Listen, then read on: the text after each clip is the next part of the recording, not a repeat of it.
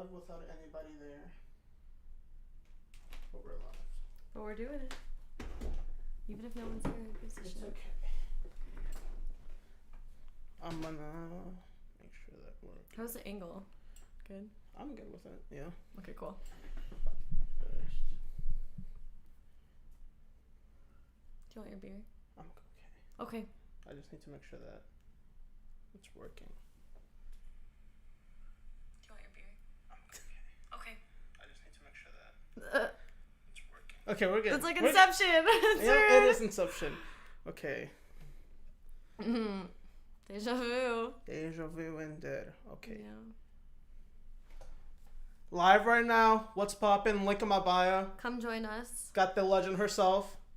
Happy 4th of July. Happy 4th of July to everybody. Come join us right now. Live in my bio. Go. Put that everywhere. I love it. Tag me. I'll repost it. Oh my god. I love it. Yay.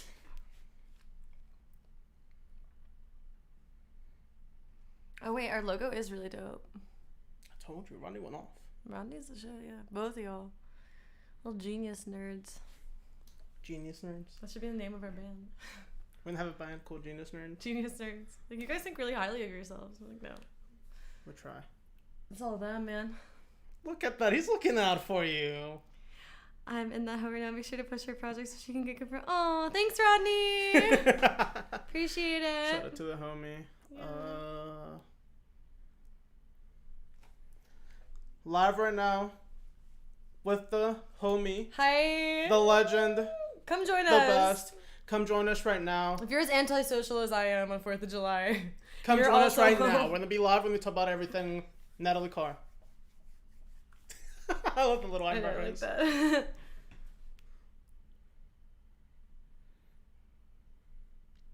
So this is going live on YouTube today. Oh my god, I hope I don't fuck up. You won't. Alright, It's cool. okay.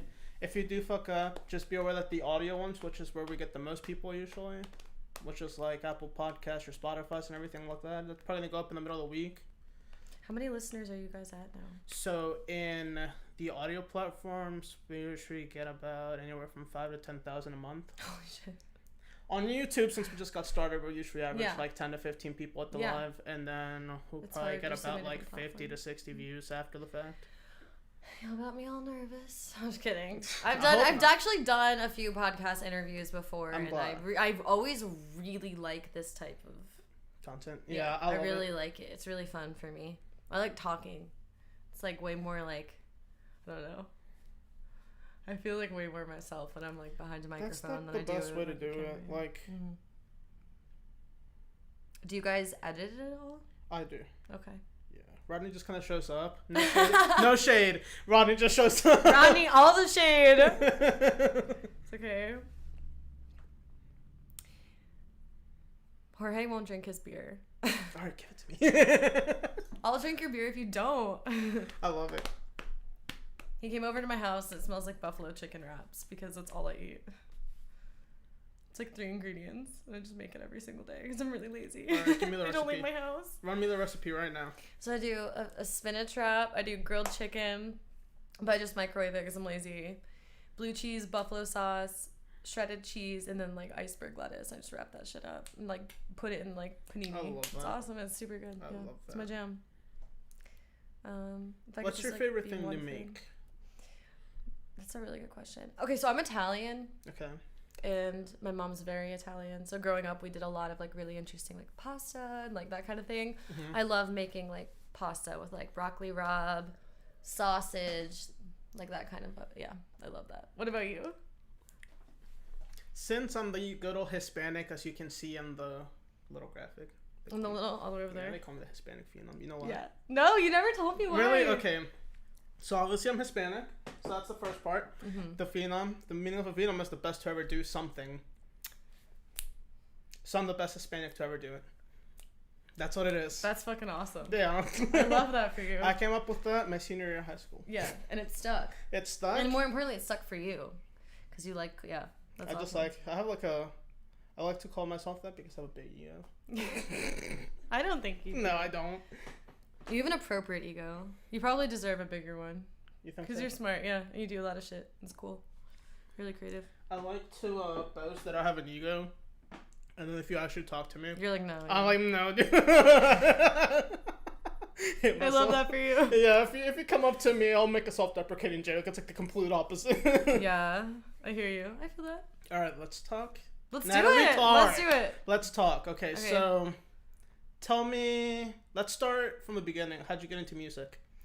I've just been doing it forever. Like, I mean, I feel like most people that answer the question are like, I've just been singing since I was 2, but I really had been, and I started taking keyboard and piano lessons when I was like a young kid, and then later on I like begged my mom to like get me a guitar teacher.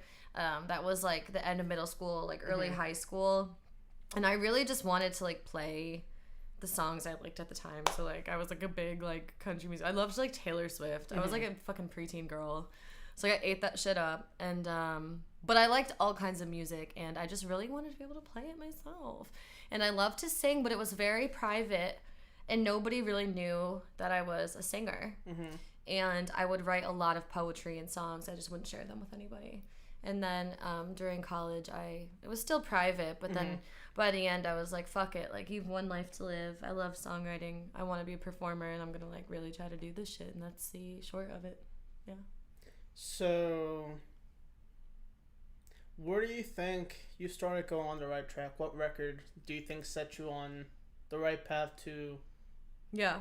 Probably, because you've been growing exponentially. I mean, I've looked at you're amazing, and I'm not saying that. Come here, you've been growing a lot as an artist. Jorge is like one of my first fans I've ever had, and I don't remember what song you like became like a like. I don't remember because I literally just started listening to everything. And we did have a friend in common, Tyler. Shout out to Tyler Genius, who's such a good fucking human. I love Tyler. Who's a producer, and he's like way too cool for me, but he's like really nice, so it's like fine. But that's how we just did a like session met. with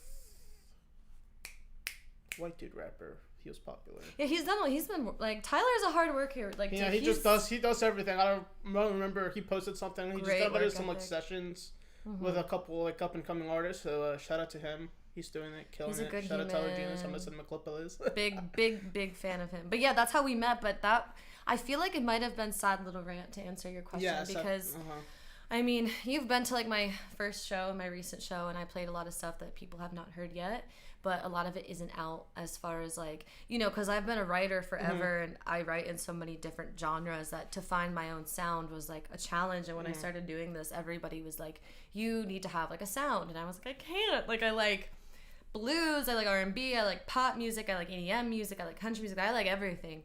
And ultimately landing where I'm at, I think Sad Little Rant was like the first song I put out where I was like, this is me. Like, I'm singing, rapping, that kind of vibe.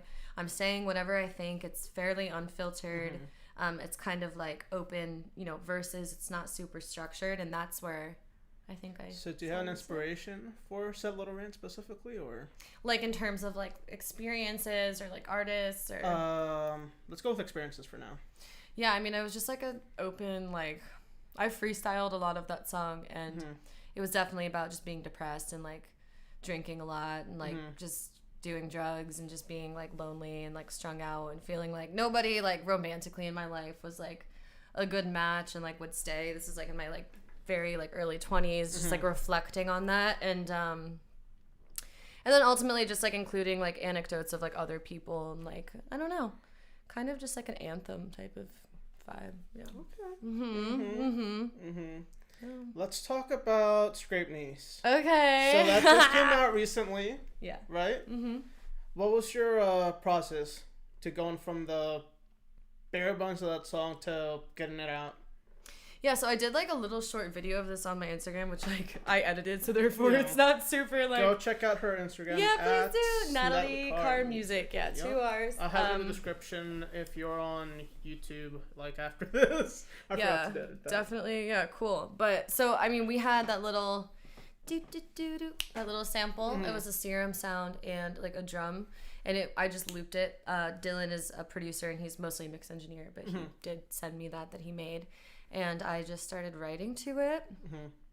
And then like I wrote this song. I do this series on my YouTube channel called Quick Writes, where I just like, this is what I wrote today, and like this is what we made, and like whatever. And they're very like bare bones, like skeletal like beats. Like I don't mix any of it. Like we're just like you know, like throwing them out there. And so I like wrote the first half of the song to it, and then we started opening up the production, the hook, to give it like more of like an epic feel, just like a more spacey feel, and like added some like vocal synthesizers on it to like really make it sound thicker.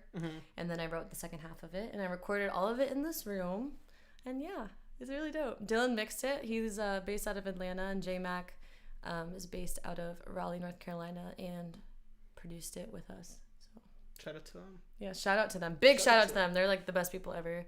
Follow them, J-Mac the producer and Dylan Lauder. So how'd you meet them? How'd you come up across? Yeah, so when I was getting started, I was just working with like whoever. I'm not a producer, so it was always a challenge to find people that would like produce foreign with me, that were like not like, give me like thousands of dollars. And I was like, fuck you, like I don't have thousands of fucking dollars, like who the fuck are you? And so you go through that for a minute where like you're just trying to get people to believe in you, because it is like gambling. Like they're investing their time and energy into somebody that like they don't know what they're made of, they don't know how hard they work, they don't know if their music will be good enough to like withstand, they don't know if they have money to promote it. So to find people to work with you is definitely a challenge. And J-Mac and I met in person, I think via Instagram. We had like a few mutual friends that were industry related, and then him and I just started working together over the course of like a year and a half.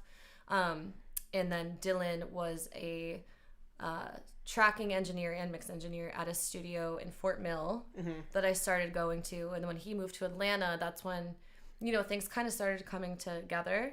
And then those two became kind of like my backbone of like my sound and like collaboration. And now we're definitely like a team, along with Mike, who is like our executive.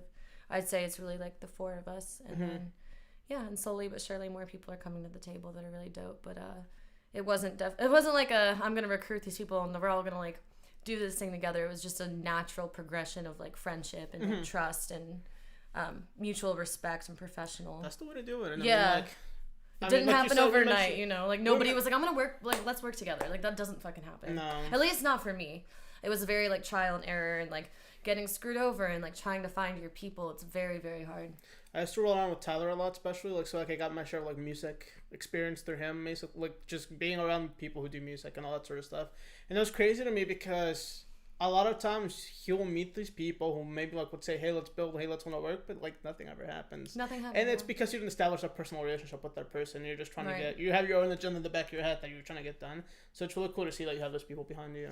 It's really cool, and I think also, especially like, and this is myself included, like a lot of like creative people, like we're not always the most organized. Like, so, you know, even though like we have the best intentions of let's work together and let's, you know, build this thing together, like let's finish this song, a lot of times like that doesn't pan out. And I really respect Dylan and J-Mac because like I told you earlier, like very nerdy, like very on top of their shit. We have deadlines, we have goals, and we're reaching them slowly but surely because, you know, we're holding one another accountable. Because I've worked with a lot of really talented people that don't have that kind of work ethic, which is fine, to each their own, you know. Some people are more like hobbyists when it comes to music, and some people want this to be, you know, their end all be all. So, you know, however that fits into like your own life and what you're looking for. But for me, I definitely needed people that were like, okay, let's like get to work. Let's get this done. So yeah, they're phenomenal, and I definitely wouldn't be able to do any of this without them.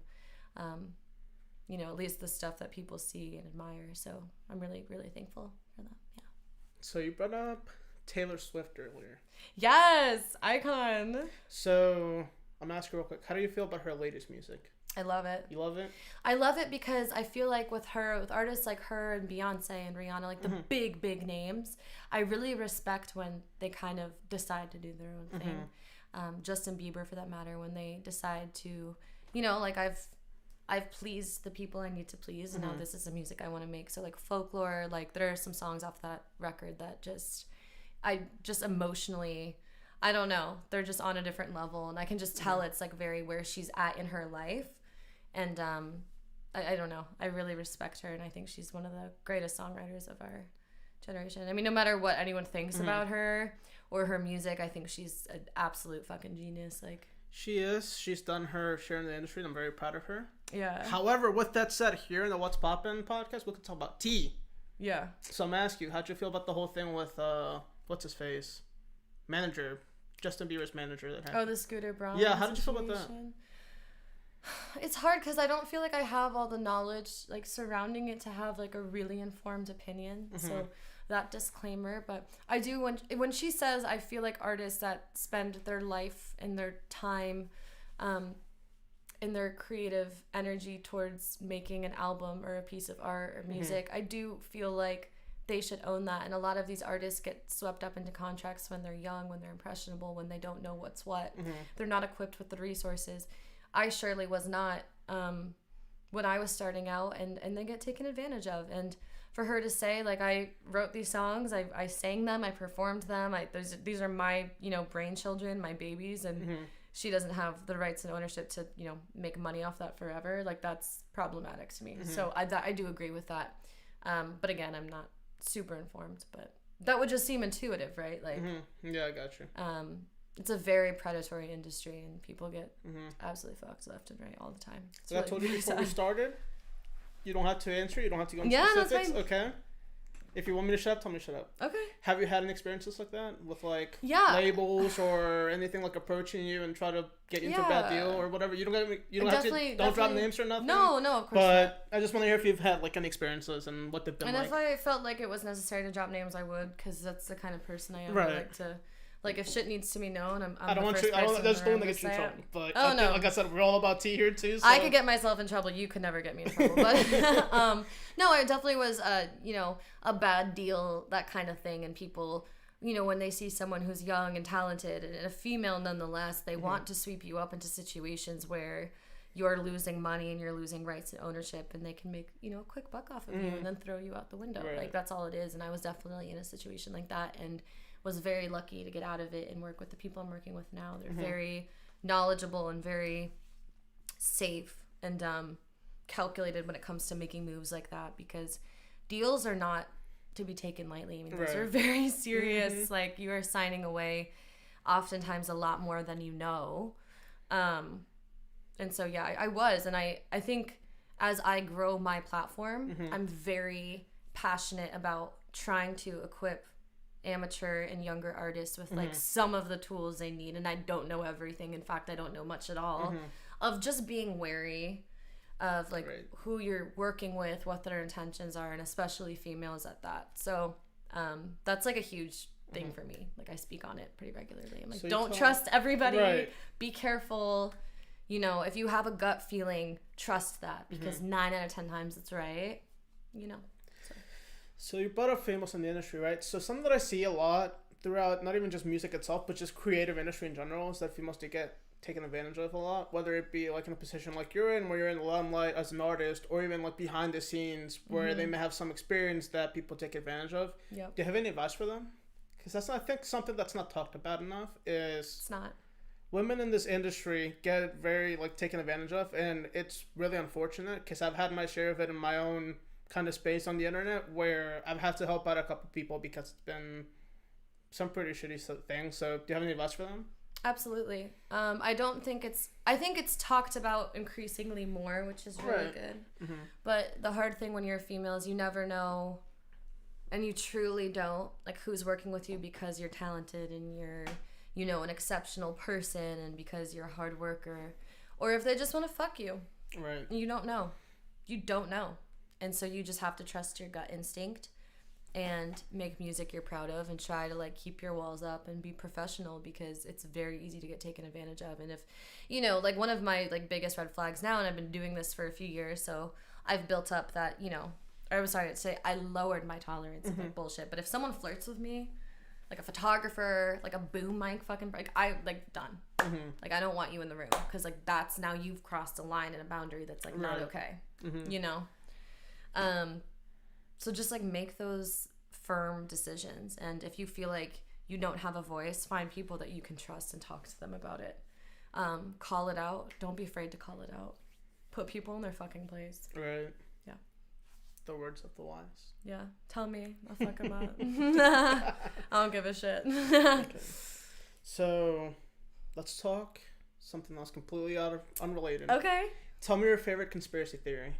Okay, so, whoa, I don't know why I answered that so quickly. I was just talking about conspiracy theories the other day, like, on my friend's patio. I like to bring this up with people, and I don't usually talk about this on the podcast, just because we haven't had a guest in a really long time. Oh, well, this is exciting. And Rodney and I talk about this like on and off, but we never put like a specific segment to it. It'll just come up in random conversation. Oh, for sure. So now that I get you here, I'm gonna ask you your favorite. But they're so inherently like compelling. Like you cast them all off, and then you're like, wait a second, like you make a good point. So I think there's this one documentary on Netflix, and hopefully I'm not repeating things that people have said, but the one about like the moon being fake. I'm not saying I believe it. I don't.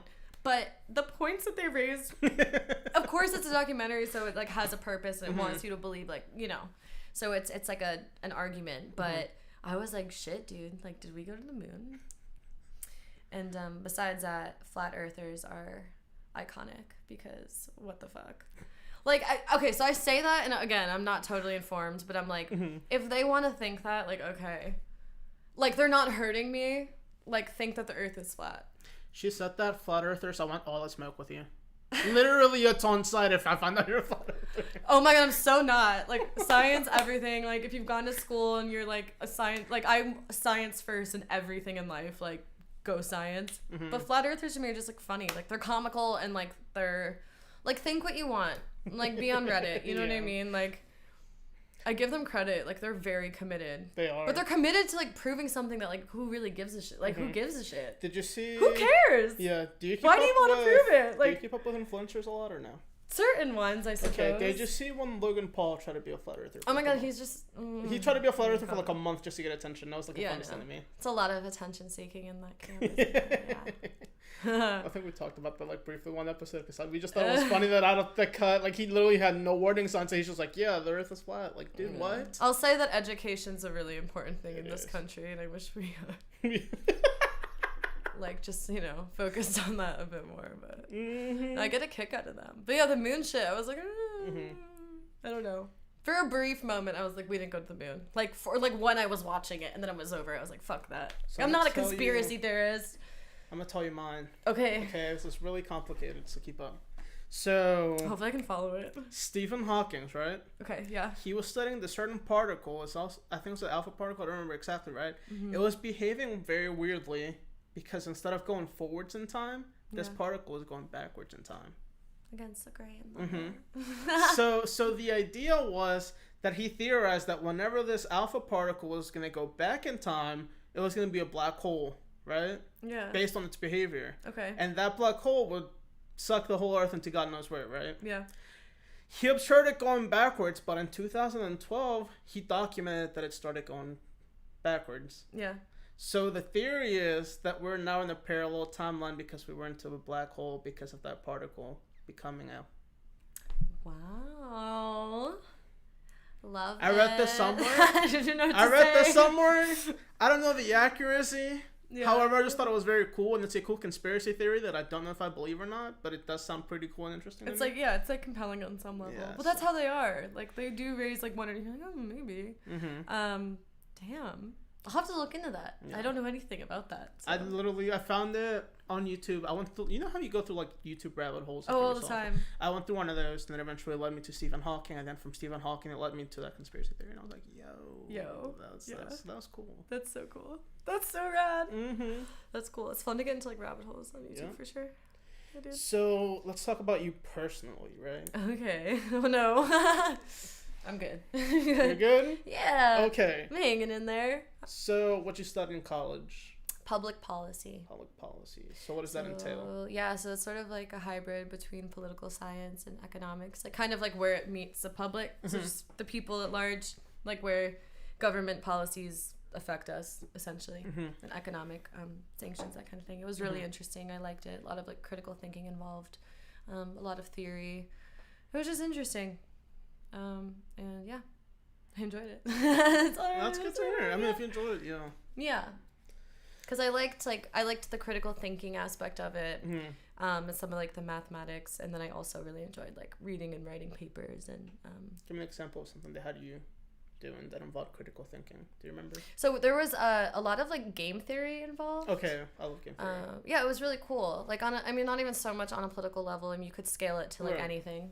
You know what I mean? But it's just like considering like you can like do this, you can do that, and here's everything that would happen as a result, and you can do nothing, and here's everything that would happen as a result. And I think about that in my life. Yeah. I was thinking about some entrepreneur, I don't remember who it was or whatever, But I was reading that he studied game theory to a certain point where he was a consumer business. Mm-hmm. He studied it to a certain point where he was able to predict how his consumers were going to act. Yeah. And that's how he got his, I forget what company it was, but I just thought it was so interesting. Because game theory is not something it's something that I need to read more. Yeah, I feel like you would get really into that, like knowing you or like learning more about you. I feel like I'm based on the reading. I feel like I'm subconsciously good at it. Yeah. But I also don't know enough to know whether I'm really like a good person that practices all that. Well, you just learn it. Yeah. Give it a minute. It's like approachable. That was like what was cool about it. Mm-hmm. But yeah, no, for sure. It's like predicting consumer behavior and. It's like probability, really. It's like, what are they gonna do, and why would they do that? I was talking about statistics with someone. It's really cool. I've gotten to a point in rock paper scissors where if I'm playing a best 2 out of 3, 9 times out of 10 I can win. Hell yeah! Should we play right now? Let's do it. Okay, I have no strategy, so. So okay. Then tell me after what it is. Okay. Rock paper scissors shoot. Rock paper scissors shoot. Rock paper scissors shoot. Rock, paper, scissors, shoot. Okay, you got me there. Okay, rock, paper, scissors, shoot. Rock, paper, scissors, shoot. So we're like tired. Mm-hmm. So basically what just happened, why did we both do scissors? I feel like someone told me that. Like, do scissors. I'm doing something right now. Yeah. Then I'll tell you what it is after we're done, whether I win or lose. Okay. I usually tie up, so I'm going to tell you just right now, I like tying up a lot just so that I can read you more and more. So the more we tie up, the more I'm reading you. Rock, paper, scissors, shoot. That was it. Yeah, you won. Weird. I feel like paper is like kind of the worst one you can do. So let me walk you through this strategy that I just... Yeah. The game's called rock, paper, scissors, right? Yeah. About 50% of the time, nobody's going to pick rock on their first go. Because when you're talking about rock, paper, scissors, rock is at the very beginning. It's the one that you least think about when you're getting into it. You're either going to think about paper or scissors. Rock, paper, scissors. Usually people are going to go into paper. But if you're smart about it, you're going to pick the middle one, which is scissors. Which is why we started with scissors. If you remember. Wild. Wait, that's so weird. So that's my first strategy going into it, right? I feel like a guinea pig, yeah. After that, it's just based on what you do. So I know that you're still not going to pick rock on a while. Because like I said, that's the one that you're least thinking about. Right. So I have a 50-50 shot of either you're going to repeat scissors or you're going to go into paper. So my safe play is to just play scissors a whole bunch of times. Until you realize that I'm playing scissors a lot. Yeah. At that point, it's a 50-50 between rock and paper. So what's my safe bet there? Paper. Yeah. Except for then you pulled the scissors out of nowhere, which that I wasn't expecting. Yeah. Wow, cool, dude. See? Applications, real world. That's rad. So that's my rock, paper, scissors. I'm gonna like start playing that like every day now. I never tell people. I'm just gonna like go up to people at like the gas station and be like, yo, like you gotta say, do you have a second? One of my best friends, I played against her, and I told her what I was doing. Yeah. After that, I'd never won again against her. She was smart. She's like, Yeah, I know you. because she I was know your reading- tricks. I know you. She was reading me, Yeah. and I tried to backread whatever she was reading me at, but it was not working. So. Yo, that's funny as fuck. But let's play again after lesson this. of psychology for today. Rock, paper, Yeah, you're welcome. Can we talk about our nails real quick? So we're twins. We're twins. Do you want to tell them the story about like?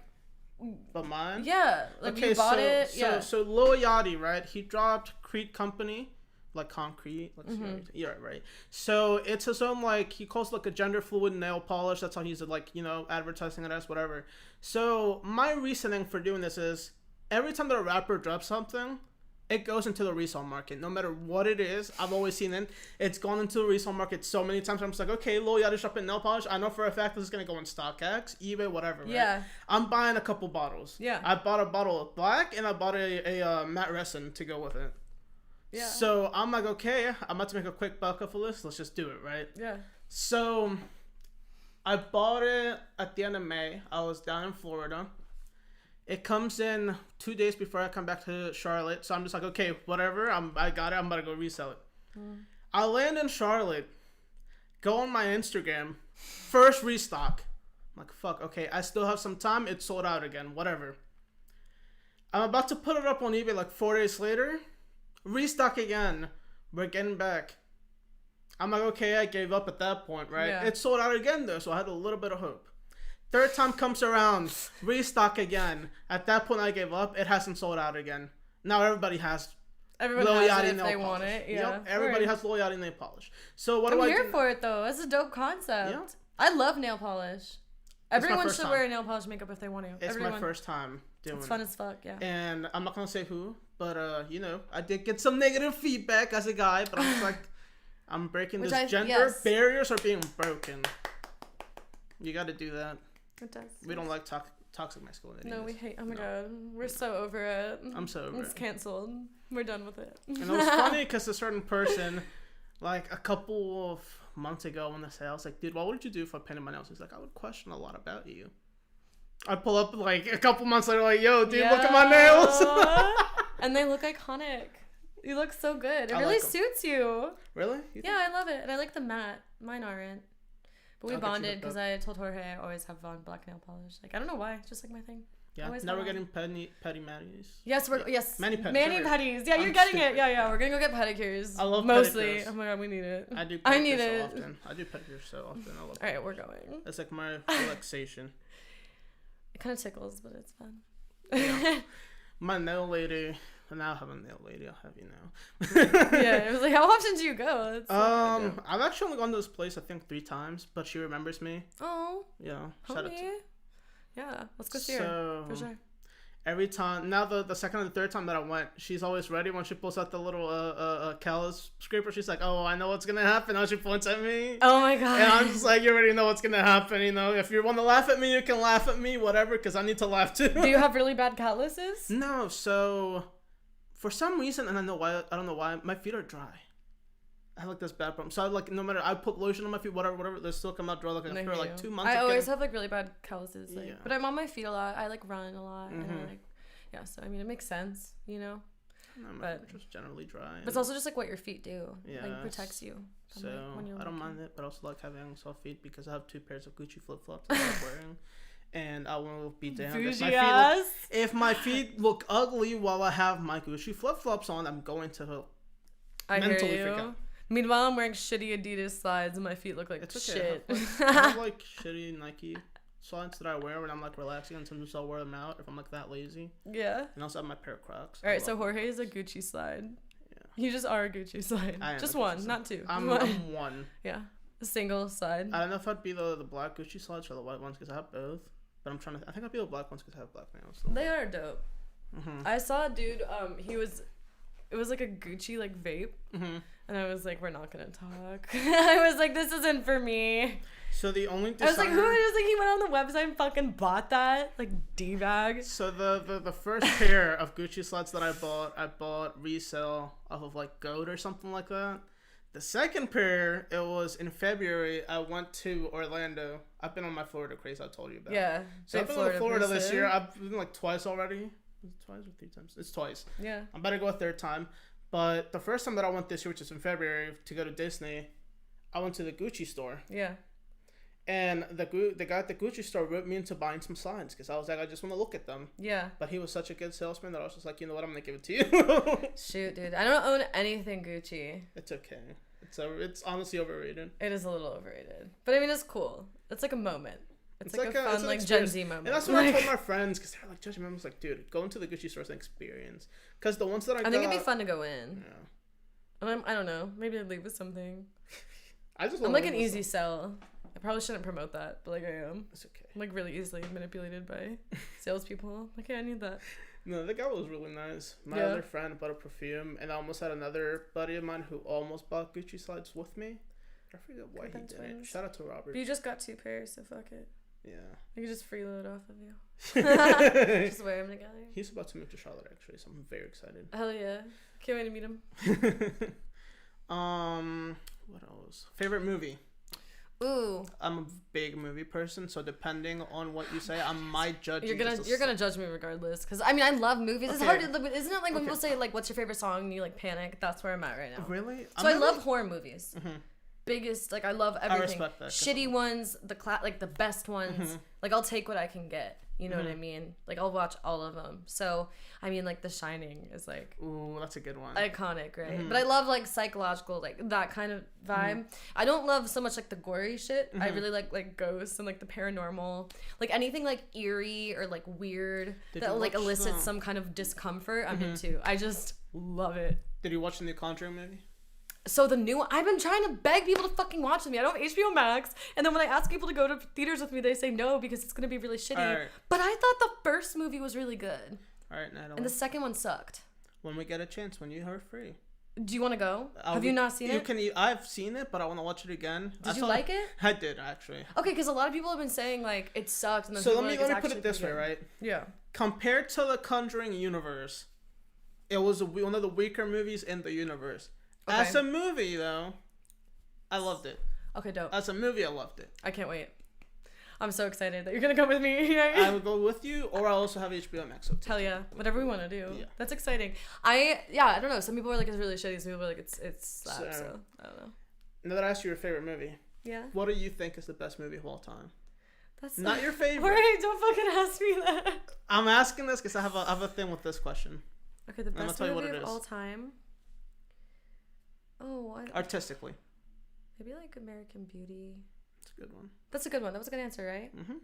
Because you know, like, I'm gonna give you my top 2 answers. go for it. The one that I think that everybody should think is the best movie of all time. Pulp Fiction. Interstellar. Oh, word. Okay, cool. Okay. Artistically, that movie was amazing. Okay. So many little details. All right. Another one, National Treasure. Dude, National Treasure's so good. High five. Yep. I was not expecting that for you to say that. That movie's so fucking good. Those are my top 2 movies that should be the best movies of all time. Okay. And I feel but particular Interstellar, I feel very strongly about. Yeah. It was even to the point, I don't know, have you watched it? No. No. I've never been big into, honestly, like even like Star Wars, like that kind of like the space vibe, never been a thing. But I'm not like sleeping on it necessarily. Like I would, if someone was like, Natalie, we're gonna do that today. So I would do it. Interstellar, right? They have this running clock, this tick. Yeah. It's to the point of detail. Yeah. That tick is counting, I think, the days that are going on Earth while the people are up in space, and people don't realize that. They thought about like the little minute details like that that's eerie. to show. Cool. Yeah, so it's like literally when they go back to Earth, that tick catches up to the actual time that they should be experiencing. It's like a whole thing. Oh wait, that's so rad. So even Can I like watch small, it I appreciate small details like that. So yeah, no, that's cool. I appreciate that too. I hear you. So artistically, I think this is the best movie of all time. If anybody wants to fight me on that, you can catch me at. Yeah, find me. Come to my house. I have nothing. Do you love Nicolas Cage? Yes. I think he's an icon. He is an icon. I don't know why he gets so much like heat. I think he's awesome. Do you like Nickelback? That's what I was just thinking. Like the tie between like Nickelback gets like made fun of a lot, and then Nicolas Cage does. But yep. How do you feel about Nickelback? I love Nickelback. I'll have you. Dude, what's up? They have some fucking bangers. And that's what I'm saying. I don't understand why people hate them. Because they're like the sellout rock. But I'm like, who gives a shit, dude? It's catchy. Yeah, exactly. And also, like, I like corny shit. I like everything. Nickelback. Yeah, I fucking like Nickelback. We should go drive around and blast it. Yes. On our way to get pedicures. Okay, listen. Because I watch will. The Conjuring, I'm gonna come pick you up, and then we'll blast it on the way. Can we listen? We all just wanna be big rock stars. Yeah. I love that. Yes. We are. I like this. I like how this you is talk fun. about it. Yeah, this is Yeah. cool. I fuck Okay. with this. Are you into books at all? I'm a big reader. Yeah. I really like to read. Give me your top 5. It's like a fucking I'm quiz. asking these questions. It's like a speed date. I'm asking the questions the people need to know. Natalie Well, I'll say Carr. some of my favorite authors. I really like Junot Diaz. Okay, I don't know. Give me like. The Brief and Wondrous Life of Oscar Wilde. Okay. So like he's just a genius like writer. I really like Nick Hornby. He's like a British writer, and I really like he writes a lot about like music and like the golden eras and like the UK. I think it's really cool. I also like a lot of nonfiction books. I've read some like really interesting ones this past year. Reading's super meditative. I haven't been reading as much recently, which is kind of tragic, but it's just like a really healthy thing to do.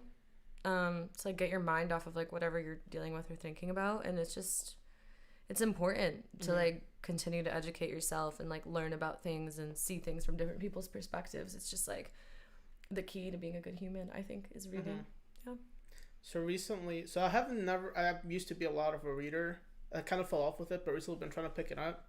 So for someone who doesn't read a lot that wants to get back into it, yeah, what book would you recommend? I'll send you home with one. I have a few here that I might recommend. I'd have to go look at them. Okay. Like, I know I have a few like in the, and I don't have that many. Like, so I like have like a spreadsheet of like every book I've ever read, like in the last like 10 years. And I do that because I always envisioned one day when I like lived in like a permanent like home, I'd like get physical copies of the ones that like I really liked. But I've lived in a few different cities, so I tend to like get them and then like give them away or like rent them, whatever. So I don't own too many, but I'll try to send you home with one. I'm excited. I think I have a really good nonfiction book on me, but I'm forgetting. I have to like see. If you were to write a book, what would you write it about? Would it be a story or would it be something by yourself? I think it'd be a memoir. Ooh, a story would be cool though. I always said if music doesn't work out, I want to like move to like the Highlands of like Scotland and like live in like a cabin, and not a cabin, like a stone house. I got you. Like a fucking stone house in the rain and like write a novel. I think I mean, the reality is like if you were to write anything, even like a song, like a book, I mean, you're writing from personal experience, whether or not you think you are, because you're injecting some of your own humanity and thinking into it. But I think a memoir would be cool. I feel like I've lived some cool shit, some important shit, but I think, yeah, I'd like to think that I'm a good enough writer and creative enough to write a book, like a fiction book, but I don't know. I don't know. Let's try to get you in trouble here a little bit.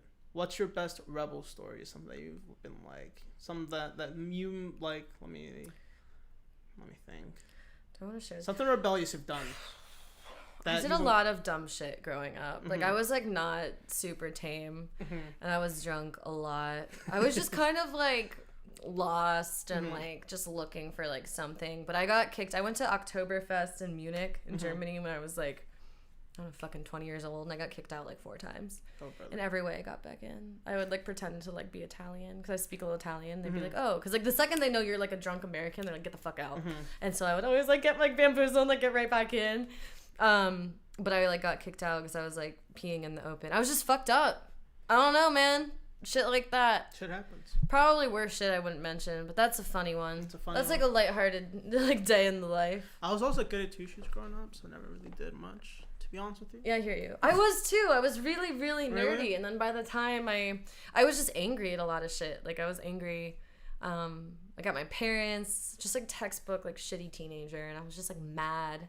And so I just started like, I don't know, just like seeking like highs and like thrills. And I feel like I've calmed down quite a bit, but maybe not all the way. I don't know. I think so. I think I'm pretty like focused and like I've lived and I've done like the dumb shit you do when you're like a teenager in like early 20s. I'm like, all right, I'm done with it. But it took a minute. Yeah. What's your favorite places to travel to? I like to travel. I'd like to go to so many places I have not been. I'd really like to go to East Asia and South America. I've never been to Africa. I really just honestly everywhere. I've only ever been to Europe and then like, you know, US. And I lived in Scotland really briefly, and I really, really, really liked it there. What's it like over there? It's cool. I've seen it's pictures, rainy. but, like the sun. I mean, I was in Glasgow, which is like the upper like UK. The sun would like start to set at like 3 p.m. in like October, November. Like November, yeah. It was like pretty rainy, cold, windy all the time. But I really liked that. Like I told you, like I like eerie settings, like old shit. I loved it. But I think if I could choose to go anywhere in the world right now, I'd go to Japan. I'd really. Ooh, me too. Really? Yes. Oh my God, let's go. I would love to go to Japan. I really. Do you have any places in specific in Japan that you want to go to, or do you just want to tour the whole thing? I think it'd be really cool to like tour the whole thing, or like as much as I could, you know. Because I mean, that's like one of the things. Like going to Asia is definitely like an expensive. That's definitely not like a cheap excursion. So it's something you have to plan like well in advance. And, like, recently, I've been looking, right? Yeah. Indonesia.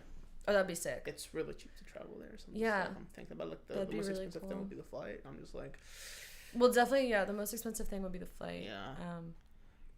I just want to take advantage of like being young and like having enough liberty and like getting to like do the things I want, you know. I feel that. I'm the same way, literally. Ideally, I'd tour and I get to go to all kinds of places. There you go. One day, if I get to a point where like I'm wanted anywhere, like, but that would be sick. That would be really, really, really cool. I'd love to like see the world through. I have 3 places I want to go to in Japan. Shibuya. Okay, cool. Akihabara. There we go. Or maybe it might be Akibahara. I don't know. Either way, they know what I'm talking about. I hope so.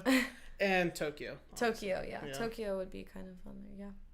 I also like to go to Korea. I mean, there's really nowhere I would be like, I would not. Like, I want to go everywhere Really? I can go. Yeah, for sure. I think going to Russia would be really random. Russia? And cool. Yeah. I would, cool. I would like the always jet thought winner. about that. I'm like, what if I went to Russia? Yeah, just like do it. Yeah. Drink some vodka. I'd like to see. I would just like to see vodka. everything. Russian vodka appears like a whole other like level. Yeah, for sure. Like you have vodka. I don't like vodka, but if I was in Russia, I'd drink the shit out of vodka. I don't like it. I don't know. It just doesn't do it for me. I prefer like bourbon, tequila. Really? I'm a big beer person. I like wine. I like whatever. I'm pretty easy. Have you ever had Rumplemans? Yeah. How do you feel about it? I like it. It's like drinking like a breath freshener. Last Friday. It honestly fucking sucks. I love it. last Friday I went to a house party. Yeah. I went through half a bottle of Rumple. Did you really? Yeah. Live your life. It was not so goody two shoes now, Jorge. Listen. Honestly, the experience was great. The day after was not so great, but that comes with drinking. Yeah, I don't think I've ever like exclusively like that's what I'm gonna drink tonight and just like that stuck wasn't to like it. It wasn't like a personal choice. It was just It's the like fact. a It peppermint. was just there, and I was like, It's just there. Yeah. I was like, you know, I hear ya. Yeah. it was something you got messed up on, but Yeah. I don't even think I've ever like I don't know. Like I'll have to get a shot of it in a bar if someone orders it. So I don't know. I have a very high tolerance. I still haven't been to a point. I love talking about this. Yeah. I still haven't been to a point where I've gotten like blackout drunk. That's awesome. Just don't. Yeah. Don't. I've run through. The most I think I've drank is a whole like those big bottles of Bacardi. Yeah. I had one of those by myself. That's crazy. And I'm not really like that. I'm kind of a lightweight, yeah. I It's- don't really know why. Cause I like eat a lot. I'm pretty tall. Like you'd think I'd just like hold more than I do. I don't. Really? I just never did. I have a friend who had a couple shots of that rump when she was out. It was pretty funny because she looked the whole night. She was like boasting about her high tolerance. Oh no! How cold! It was so great. She set herself up for failure. After my show, like leading up to it, I was so fucking nervous. I like wasn't really sleeping that much. I really couldn't like eat a lot. And so someone handed me like a shot as soon as I got off stage, and then I was like Dylan asked me, he's like, when did you like get drunk? Yeah. And I was like, I'm pretty sure like after that first shot. Like, I was like, and I hadn't been drinking leading up to it at all because I was just really, like focused and I didn't want to like minimize. I was already so nervous. I didn't want to like not be nervous. Like if I was on stage, I wanted to be like, if I choke and leave and throw up like on my first show, like I want that to happen not because I was like drunk, but because I was just scared. Like I want to feel all the feelings. I want to feel them as raw as possible, and I didn't want that to be tainted by substances. But afterwards, it was kind of it was like relief, Yeah. So let's talk about that show. Okay. So Jorge came. I did come. It was an amazing show. She did amazing. Really it was nervous. filmed. Yeah, right?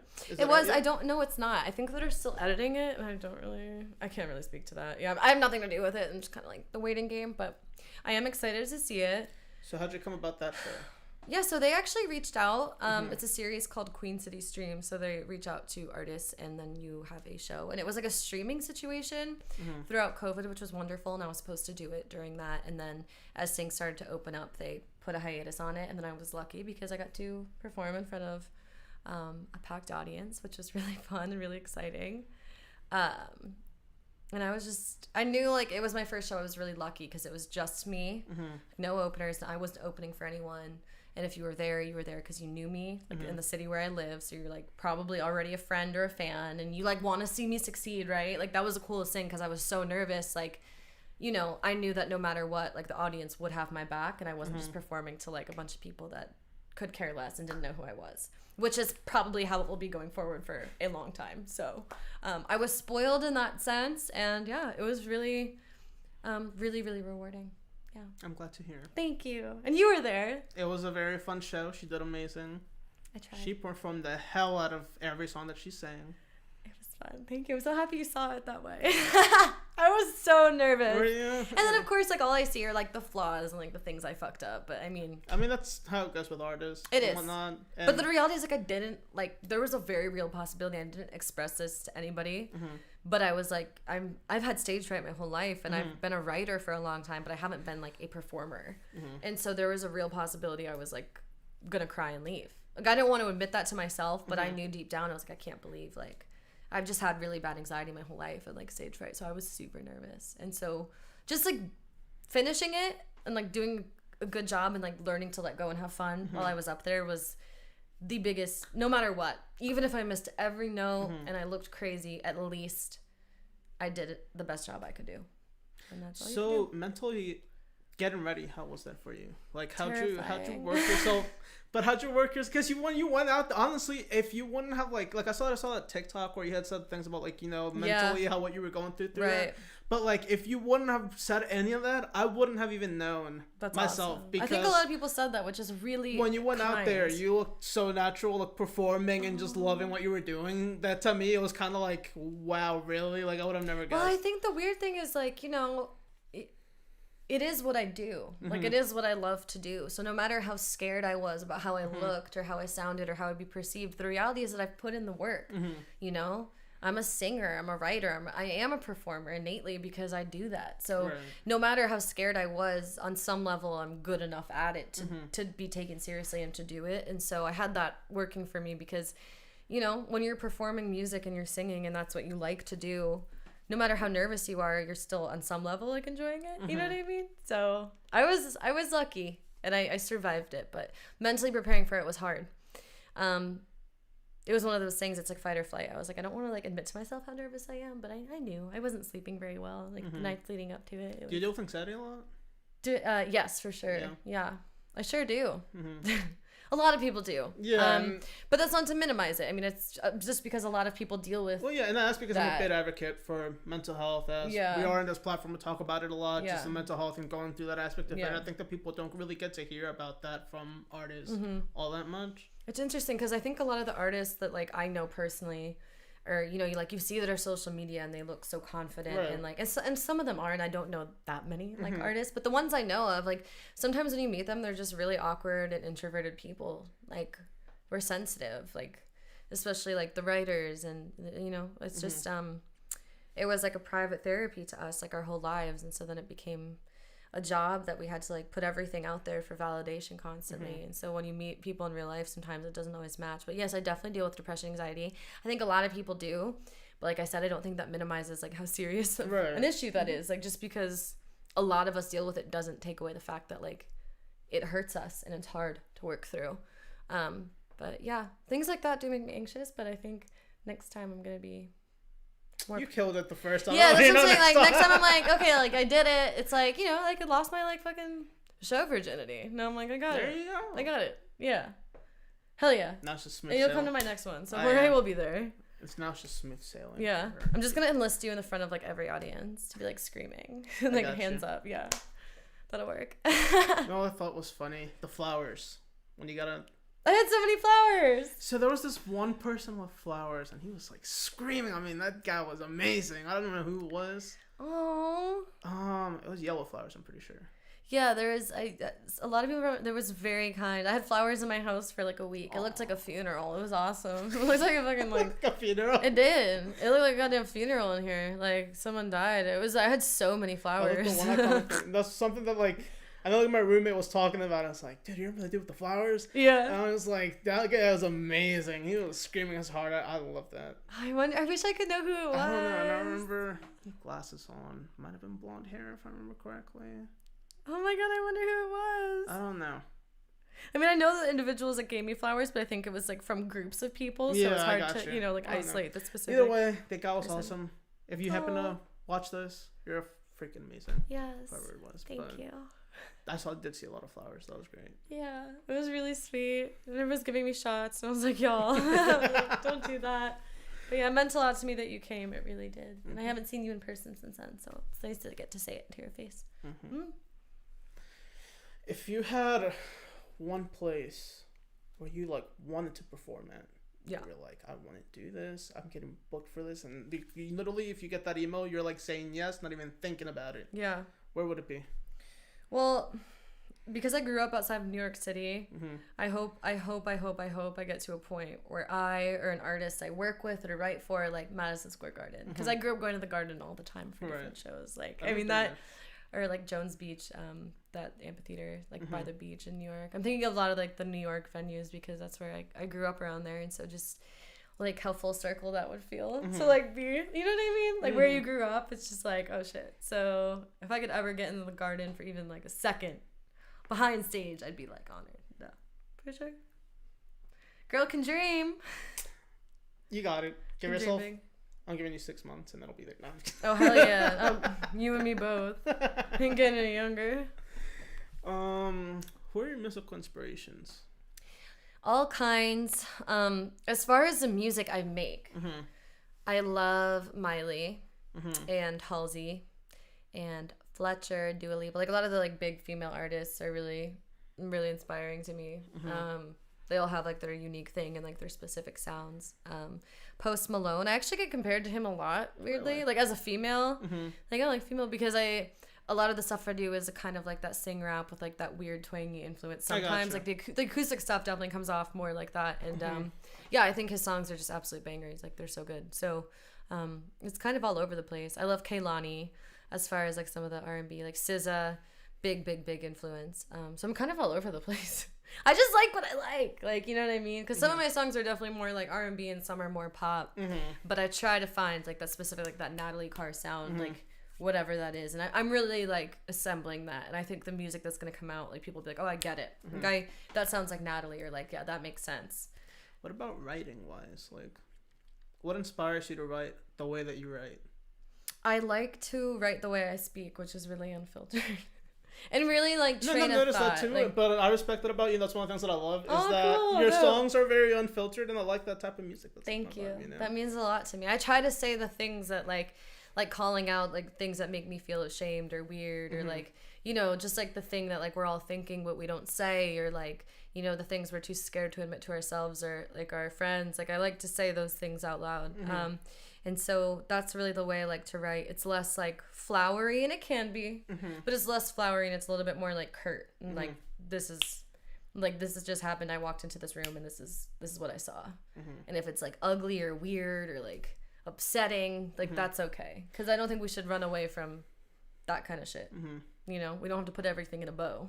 Like now that we talked about the record that you think kind of put you more on the map, what's a record that spoke to you a lot that you made, something that you were like, that you really did feel it? Or is it like that with all of them?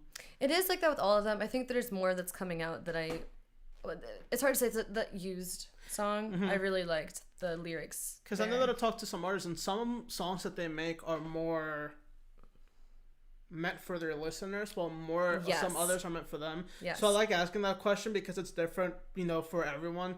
Some of them, they make some records that are like for them, it's something that they personally has spoken to them, even when they listen to it themselves. So like through their whole creative process, it's spoken to them every single second that they've worked on that song. So Used was like that. And then like a lot of the acoustic stuff I do that is not out yet, I'm really excited about. Like even like some of the quick writes, like the stuff I do on Instagram where it's just like depressing, weird, sad acoustic music. Like I love that. Like that to me is like very me. And then songs like, I don't know, like when NyQuil comes out or Scrape Knees, like they're catchy, they're pop songs, they're catchy, and so they're meaningful, and like there's some badass lyrics in there, and like a lot of work went into them. But are they like super emotionally evocative? No, but that's okay. Like not all songs should be or can be, and that's not always the purpose of them, to make you feel sad or you know. So yes, I identify with what the artists you've spoken to completely, because I think something that I really like, you know, something that I love about your music, it gets you to the point where you're feeling those emotions, but at the same time, like I don't like if it's something like that's a little bit sadder tone, right? I don't feel sad listening to it, but at the same time I feel those emotions, and maybe it's because I'm an empath too. But, like, at the same time, like, I feel what you're talking about. Hell yeah. Without starting to feel sad. You know what I'm saying? Yeah. And it's, like, a very cool feeling. Yeah. That I think that people should experience. That is cool. I agree. I mean, some songs are, like, mid-tempo or... Like, I don't know. I'm trying to think of, like, specific examples of, like, what I've been listening to recently. But, like... When a song isn't, like, meant to be sad, it's not played in, like, a minor key. Sorry, I was, like, reaching for the piano. It's not on. But, like, when it's not just, like, rah, rah, and it's, like, sad, slow lyrics. Like, but lyrics in them of themselves, if they're sad lyrics or emotional lyrics over something that isn't necessarily in a minor key, you can still elicit sadness or, I don't know, just, like, true feeling, you know? Did you study music theory at all? No. No? Never. Never? I learned, it's like a lot of the like writing I've done and like what I've like learned and gleaned has been through just experience of like, and analyzing, like self-educating. Like, I like the song, why do I like it? Or the song seems really simple and I don't like it, and then I hear it one more time and I can't get it out of my head. Well, why can't I get it out of my head? Is it just a stupid pop song, or did they do something really clever? And then sonically, what did they do? And what is like, because you know when you like listen to a song and you're just listening for like, I don't know, 2 minutes and 38 seconds for like that one like weird sound that they included, and you just can't get it out of your head, and it's your favorite thing. So you listen to 2.5 minutes of a song to get to that point because that point makes you so happy, it makes you feel something. Right. That kind of stuff I pay attention to. And I'm always learning. And I'll probably, I always say like 5-10 years from now, I hope I'm still doing songwriting for myself, for anybody else. And, I make a career out of it. That's really what I want to do. And I think at that point, the songs that will be written will be better than the ones I'm writing now. And that'll be really cool to witness. There's always stuff to learn. Yeah. Without exposing too much, do you write for other people? I do a lot of like freelance work for other folks. Yeah, I've done a lot of like top lining. So that could be like melodies, lyrics, both, whatever, singing hooks. What's the coolest thing you think you've worked on that you can talk about? So I don't have any like big placements yet. Fingers crossed. But not big. Maybe just something that you were like, oh, this was like really really cool. Yeah. Doesn't have to be big necessarily, but there's some songs I've worked for, some artists where like I've really identified like when it pushes my comfort zone. So like I did recently, like hopefully this one does come out, but like a tropical feature for an artist that's like bigger in the Netherlands, and he does, it's like a tropical kind of vibe, tropical like club, like I don't know how to describe it.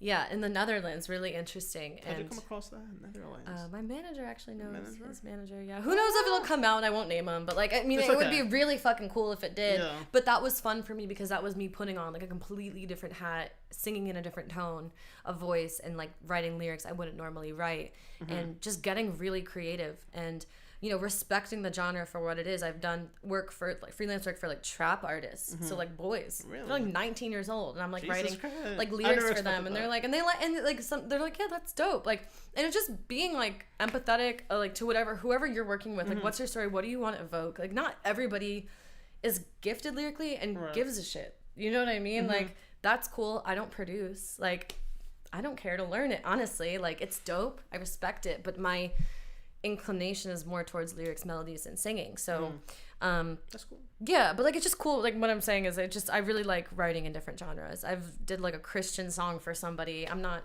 personally religious, and that was interesting because it's just respecting who you're working with. Right. And like they're asking you to do this task for a reason, and you have to deliver good work. So you're just trying to like play catch up and like learn the things you have to learn to like deliver a good product and something that you don't otherwise do.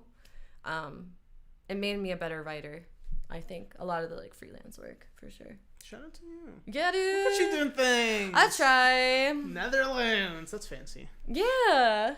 Yeah, that'd be cool. Have you ever been to the Netherlands? No. I'd like to. I really like Europe.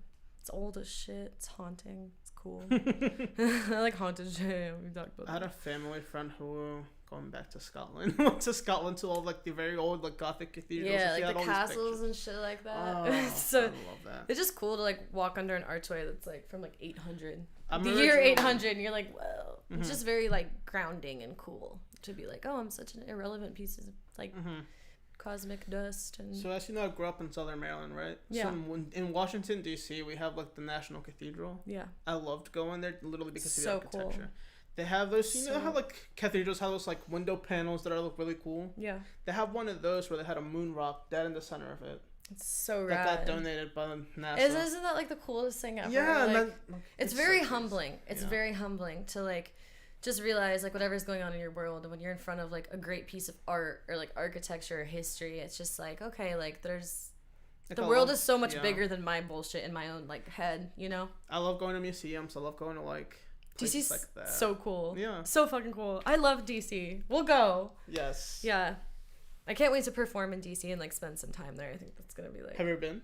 I have. I actually interned at the Federal Trade Commission. Interesting. Random, right? Yeah. That was like my last like, because I was, I started doing music when I was in college, so I never had like a proper like 9-to-5 job.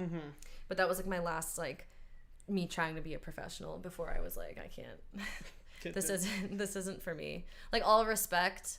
But I realized being smart and being academic didn't have to equate to having a really professional, fancy job. Right. And there's a like lot of it could mean doing what you want to do and being smart and a good person.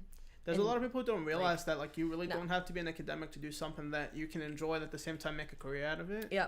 And it sucks because I see a lot of people, and I can have a lot of friends who come to me for advice about that stuff because they're stuck in a situation where, like, let's say they're in college and they're, like, studying something that while they, like, mentally can get through it, in terms of, academically get through it, mentally it's, like, killing them. Yeah. Because that's not what they want to do, but it just feels like the career that they, you know? A lot of people fall into that trap. And like, even not just even with college, but, like, people who just, you know, get stuck in those, like, small jobs that, you know, you usually do starting out, like, you know, in your teens and early 20s or whatever, but then they don't really know where to go from there, and it's like... Yeah, I mean, if you have something that you love or, like, you're passionate about or you have, like, an idea, like, never discount yourself. Like, right. Never discount yourself, because you don't know. Like, you don't know who's going to get behind you. You don't know where you'll be in 5 years. Like, always live life with that attitude. Like, know you're never stuck. Like, you're never really alone, and you can always pivot and do what you want to do. And, yeah, I mean, I wish people would just respect their dreams a little bit more. Right. And also, I'd like, on that note, to say, if you don't have crazy, weird entrepreneurial dreams and passions, that's totally fucking fine, too. Like, who gives a fuck? If you want to work a job and make a shit ton of money, that's, like, not something that really speaks to your soul, but in your off time, you enjoy your family and friends, like, that's totally valid. Like, to each their own. I just, right. you know, but if you do have something that's like a little seed in your mind of like, oh, I wish I could be doing this, like, make steps to do that, you know? Don't do anything drastic, but I just want people to be happy and like follow their dreams and like live your life. There like, you go. Fuck everything else. Like, life is short. It's really fucking short. You never know what's gonna happen. So I love that. Yeah. That's how I try to. I am wise, but I mean, of course, I'm preaching to myself too, because, you know, there's a lot of times that you ask me when I want to travel, and I'm like, well, I can't travel because, like, I'm still trying to, like, make myself an artist. I'm still, like, doing all this shit, and I am. But, like, you know, like, what happens if tomorrow I get in a terrible accident and I lose my legs, and now I can't go skiing in the Alps, and that's something I've always wanted to do since I was a kid. Like, it's that. It's, like, not putting that much pressure on yourself necessarily, but, like, also, like, yes, I always say I want to travel. Well, I'm not making any strides towards that, so I have to, like, call myself out and like, make, you know, hold yourself accountable, I guess. But yeah, life is short. There you go. Live it. Money will come, money will go. So, any last things you would want to talk about? Lessons? Last things. Oh, last things. I was like, I don't think I have anything. No. Any last things you want to talk about? No, I've had such a wonderful time. Is there anything you want to talk about? Have your followers asked you any, like, interesting questions recently, or, like, hit you with, like, any that you want to address? I'm, like, interviewing you on your podcast. Oh my God. It's so weird. It's crazy. No, I don't think so. Honestly, in social media, especially recently, I've become a very quiet person. That's cool. Yeah. I've been, like, stepping away from being constantly on it and having to, like, keep a pressure on it and whatnot. Yeah. I used to be very into, like, the loop of things. Now just kind of, like, I'm like Batman. Like, I silently watch what's going on. That's awesome. I don't step in too much unless I have to. Yeah. Like, the last thing social media was that I did that was, like, major was, like, I had, like, a live stream series going on with a couple of, like, friends from the hometown about, like, BLM and that type of stuff. But after that, I think I stepped away because social media can get toxic. It really is. I always say if I wasn't an artist, I either wouldn't have it, or if I did, I would do what you just said, the Batman. Like, yeah, and that's the thing. If like, it wasn't creep on for my people, work, I don't think I'd post. Like, I'm not the type of person that, like, loves to post photos of myself anyway and shit like that. So if I wasn't doing music, I already find it like a constant challenge of, like, I don't necessarily post enough compared to other artists, and I don't always. It really stresses me out because I'm like, I just battle with myself. I'm like, who the fuck cares? But it's like, people do. Like, you do. I'm sure when you see my post, you're like, hell yeah, it's my homie. Cool. Like, you know what I mean? So, but I don't. If I didn't have the balance, and I mean, like, at the end of the day, yeah, you have to do it for your, you know, what you're trying to do, but you also got to realize about mental health and what you mentally feel okay with doing versus not doing. Right. That type of thing. Like, if it feels wrong, it might be. Yeah, like, if it feels like it's forced, you know, versus if you genuinely want to share something. And that's how I think I've started to look at social media, like, recently. Yeah. Because I used to be where, like, if anything remotely even came to my head that I thought was, like, you know, something that I should post. And don't get me wrong, like, my numbers on social media used to be way better than they are now, but, like, it was, like, at the cost of me Yeah, and that's being constantly on my phone or having to worry about like I should probably post something now or post something or another. Yeah, I definitely have to like think about this stuff, and it's stressful. But I'm trying to just be like treat it more like a job, like church and state, baby. Like this is more like, you know, like my Instagram. I don't have a lot of pictures of like my family or like the things like, you know, it's more like I say work related. So when you have that aspect of it, it's easier to not get so attached emotionally. Right. Like I have to post today because that's just like part of like today's shit I have to get done, as opposed to like I'm a failure and I hate myself and like I'm ugly and like fuck that. Like no, who gives a shit? Whatever. It's all good. There you go. Social media is stressful as shit. I think everybody fucking agrees. Like on some level, because I hope so. it's you're only seeing the highlight reel of people's lives, and Honestly, you're not seeing, you know. That's what I always say. Everything behind it. My Instagram is like my happy medium of like happy and sad. Yeah. My Facebook is his whole family and stuff. I'm just like, Yeah, it's Facebook's my all happy all time. Yeah. My Twitter, it's all the way down low. Yeah, like my Twitter's it's a shit show. My Twitter's my shit show. I definitely followed me on Twitter. It's Natalie Carr Muse, MUS1, because Natalie Carr Music was taken, which is tight for me. And it's just random. Give me some love on there. We're jacking the handle. Yeah, I really like don't even. I'm trying to take it more seriously, but I'm like, I don't know. Twitter's my it's not profound. Like I'm trying to think of the right terminology for this. Twitter is my therapy. No, that's bad. Dude, Twitter is kind of dope though. Like I like that it's not pictures and videos. Like I really like that it's just people's thoughts. Yeah, like I'm on so some level, unfiltered. that's like really dope. Like I'm very unfiltered on Twitter, but I kind of like that because it's kind of like get my thoughts out. Yeah. How I want to get my thoughts out, you know. Yeah. That's what just like send them out into like the universe. Yep. Word. So, her social media, she just shouted out her Twitter. Natalie Carr Music on like Facebook, Instagram, YouTube, just Natalie Carr, 2 R's. Yeah. TikTok, do you remember it? Natalie Carr Music too, yeah. Follow me on TikTok. I'm like putting more, a little her bit of more. TikToks are actually really freaking cool. Y'all should go check her out. Thank you. Yeah, I'm trying to give it a little bit more love. There's so many fucking things we have to worry about. Like, but like that's not the way I want to think about it. I want to think about You're doing cool shit. Yeah. You're doing very cool shit. Thank I'm very you. proud of you as an artist and as a friend. You are such a good person and good friend, and I'm so happy that you're here. Thank you for having me. Go and check Rodney out... too. If Rodney's still here. Yeah, we love Rodney. We love Rodney. Yeah. Yeah. Can't wait to meet you. Go check out Scrape Knees. Please. That just released how long ago? A week or two? Yeah, like 2 weeks ago. 2 weeks ago. Go check it out. Go stream it. Yeah, it's on every platform, right? Yeah, right? every platform. Every platform. Go check it out. She's the best. Love you. Y'all are the best. It was so fun. Yay.